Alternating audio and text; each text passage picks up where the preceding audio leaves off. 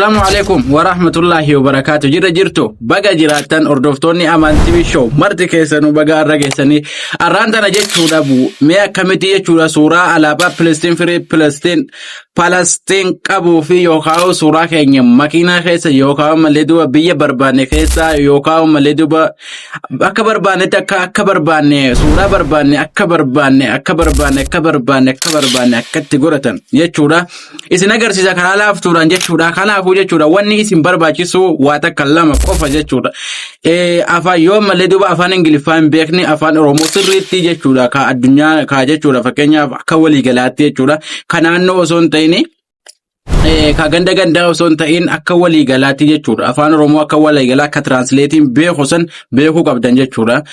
San booda jechuudha ni barreessitanii translate godhatan. Haala kamiin translate gootanii isiniin agarsiisa jechuudha. Barnoota jechuudha translate akkaataa jechuudha barreeffama tokko jechuudha translate gootanii namatti erguu dandeessan aappii tokko malee barsiiseetiin jira jechuudha. Viidiyoo jalatti description jala linkii isiniin kaa'aa asumarraa tuqattanii baruu dandeessanii. San booda jechuudha eega jechuudha barreeffama san barreessitanii translate gootanii dhattanii jechuudha Google keessatti jechuudha. Isin agarsiisu gara barnootaatti seennee isin agarsiisa. Haala kana jechuudha malee barreeffama ni barreeffatanii jechuudha. Barreeffama akkam jettanii barreeffatan amma kan jee barreessee jiru jechuudha. Akkaataa dura jechuudha Google Chrome ni seentan. Google Chrome kanarra tuqattan. Google Chrome irra tuqattanii jechuudha geemini haala kanaan barreessan afaan Oromootumaan geemini jettanii barreessanii gubbaa isinii fida inni seen asirra akka aappii isinii fida ka Google geemini ka jettu kanarra tuqattan yeroo tokkoof tuqattanii gadi seentan eega gadi seentanii jechuudha haala kanaan gadi seentanii jechuudha. Barreeffama barreeffatanii qabdan barreeffama afaan Oromootiin akkan jee barreessee jiru fakkeenyaaf yoon isin garsiise jechuudha.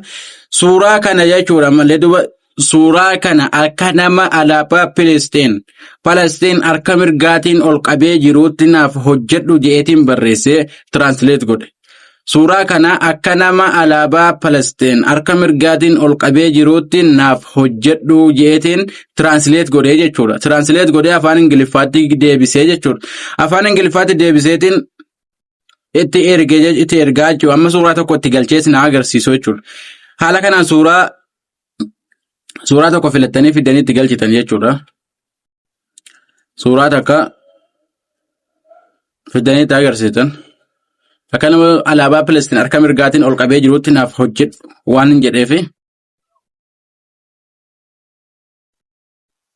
Amma walumaan ennaa jechuudha. Amma hojjetee naaf fida jechuudha. Amma hojjete. Yoo makiinaa barbaadanii suuraa kan akka makiinaa keessa taa'ee jirutti naaf hojjedhu jettan.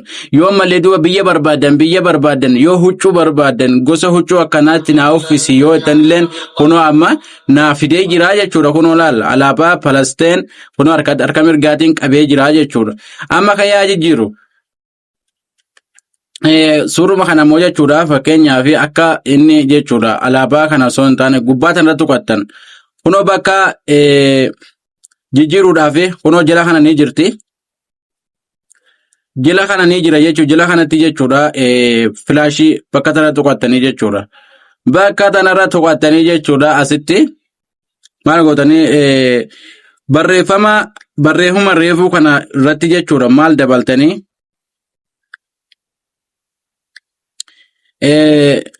Palestine country jettanii dabaltan. Palestine country.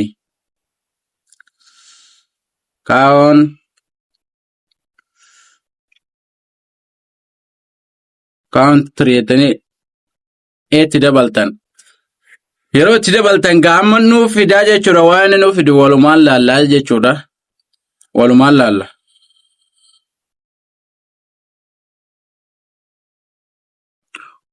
Kunoo nuuf fidee jira jechuudha alaabaa Palestiin nuuf fidee jira. Kanaafuu haala kanaa itti fayyadamaadhaa isin jira waliif share gataadhaa barnoota biraatiin haala akka diizaayina dheeraadhaan hama viidiyoo qabadee isinitti dhufutti nagaan naa turaa isin jedha. Salaamullaahi alaikum.